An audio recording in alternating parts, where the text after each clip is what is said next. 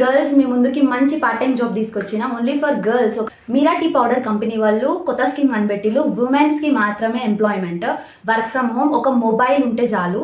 Morning 9 to evening 8 వరకు just 30 minutes ఈ job కి కేటాయించితే చాలు. మీ బాయ్ ఫ్రెండ్ తోనో మీ గర్ల్ ఫ్రెండ్ తోనే మాట్లాడే బదులు కస్టమర్స్ తో మాట్లాడితే అయిపోద్ది. అదే టెలికాలర్ జాబ్ అండి.